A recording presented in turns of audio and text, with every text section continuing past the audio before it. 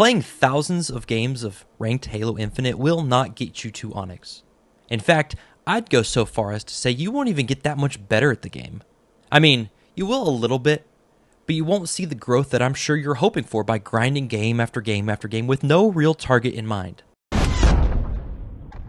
In this video, I'm going to tell you 5 things that you can do to actually get better at not only Halo, but any competitive game.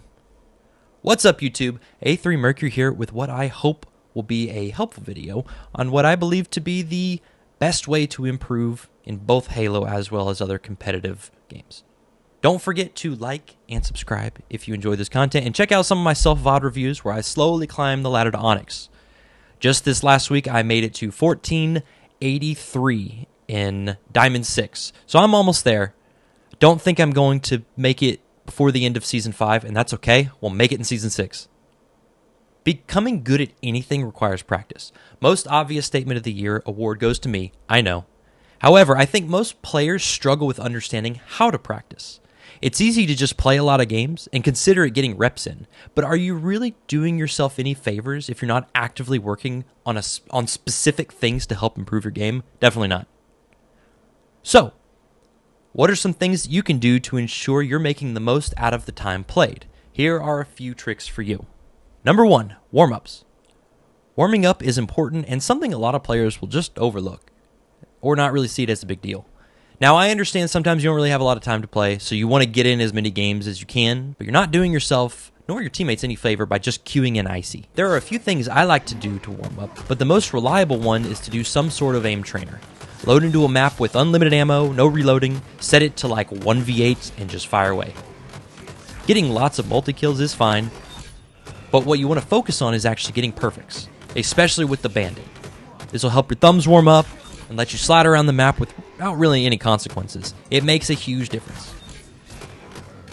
Now, another thing you can do is if you're feeling really sluggish after doing some aim training, I'd recommend finding one of the parkour maps you can beat consistently. I love doing the parkour custom games anyway. Personally, that's just one of my things I like to do when I have some time to kill. But some of the days where I can't really hit slides just right, this map in particular, I can beat in like 10 minutes. 10 minutes is not a long time to warm up, and it really gets me feeling really quick when I'm done. Number 2, something that I've been doing on this channel is reviewing your own replays. As important it is for you to actually play the game to get better, you need to be able to review your own point of view and see the areas you're struggling in. For myself, I will always be able to point out that I died too quickly before a team fight. I won't notice until I'm the only one dead and my team's trying to make moves with 3v4 because I was taken out too early. When watching the gameplay, it's usually glaringly obvious where I messed up, and I want to believe that I'm getting better at it. What you need to do is take notes on what you're doing well versus what you're doing wrong. And I'm not necessarily talking about looking for nice clips or multi-kills. While those are nice, they're usually the result of a nice overall play that you could be learning from. Maybe it was something your teammate did to enable you to hit some clips. Take note and try to create circumstances in games that enable win conditions. Also, if you have some nice clips you want to share, please send them my way. I'll give them a good thumbs up. Over time, you'll start to be able to identify the same mistakes in your gameplay enough times that you'll begin to notice it while you're playing, which allows you to make adjustments in the game. A lot of times, if you're able to adjust mid-game, you can completely change the outcome of the game and salvage it for a win. Number 3, challenge yourself every game to improve on just one thing. The way you get better at anything is repetition, but first you need something to repeat. After you've watched your own content, you should have a nice list of things that you need to work on. Take just one at a time and focus 80% of your effort on doing that one thing for the next 10 games. The other 20% can be you just playing off muscle memory. If you don't know what the 80-20 rule is, it roughly applies to pretty much everything that you possibly do. For example, my biggest issue in games right now is playing my life. I challenge 1v1s all the time and die as a result of poor shooting, not shooting first, or reticle placement, bad positioning, or having a second enemy engage in the fight, so on. Something that I've been challenging myself to do is to stay alive in almost all of my engagements. There isn't really a good way to quantify that, but as long as I'm putting damage on the map and not dying, I will have achieved my goal. At first, I'm being ultra conservative on how I do that. Not like turtling in the back of the base or anything, but being extra mindful of my presence on the map and always having an escape route. Once that becomes second nature, it starts to become part of the 20% and I can focus on something else. Number 4, watching high caliber players do their thing.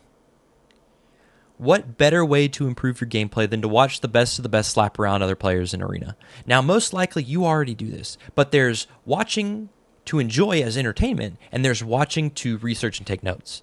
It's really easy to just check out a pro's stream and think, hey, I could do that. He's just holding top control. However, when you do it, you get insta-fried by Attic or Battle Edge. Consider asking yourself why a pro player is doing what they're doing. Why are they holding the positions they're holding? Why are they rotating at this time? How do they know an enemy is coming from this way? Look at his reticle placement when he peeks the corner. There are tons of different things you can fixate on and take note of.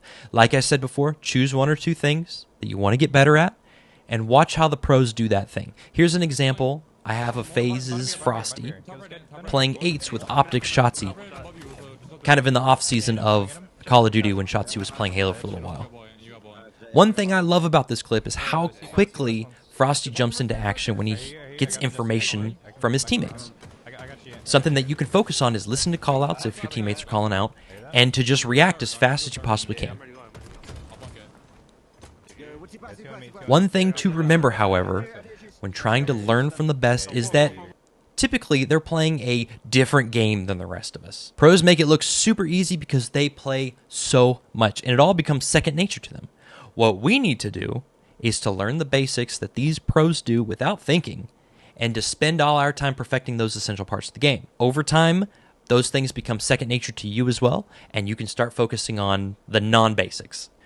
Number 5, queuing with other players. All us geriatric Halo players reminisce of a time where you could turn on your Xbox and at least 10 of your friends were already playing, so you could just party up with them. Today, it's much harder. Most people don't really chat in game, and you don't have an avenue to queue up with players that you just played with as nearly as easy as you did in the old Halo days. 343, please. With that said, check out some Discords I'll link in the comments to find players to party with. Hit me up. I'm usually down to play with anyone, especially those who are serious about learning and playing better, no matter what the rank. Finding a small community of other players that you can grow with help tremendously in the long run, and you'll usually always have someone to party with. And here's just a bonus one that I wanted to add at the end. Keep your mental state in check. It's easier said than done, I know. However, if you're having a bad day of losing, get off for the day and come back later. Try it again. Anytime you're feeling tilted or you find yourself not calling out but complaining every game, don't get yourself too worked up. It's still just a video game at the end of the day. Is it sometimes your teammate's fault you lose a game? Yes, absolutely. However, belittling other players because they aren't having a great game doesn't really add any constructive criticism and just puts others down. Sometimes people just simply don't vibe well together on a team. That's okay. That's life. Take the L and give it another shot next game. Having a positive mentality, even when you're losing, will benefit you in the long run and keep you in a good place for accepting a loss. It's really easy to get hung up on bad games, which is why taking breaks is super important. No one likes to lose, but you will have many losses in this game. Learn from them instead of letting them take a toll on you. Thanks for watching. I hope you enjoyed these tips. If you like videos like this, please check out my other Halo-related content. Peace out. God bless.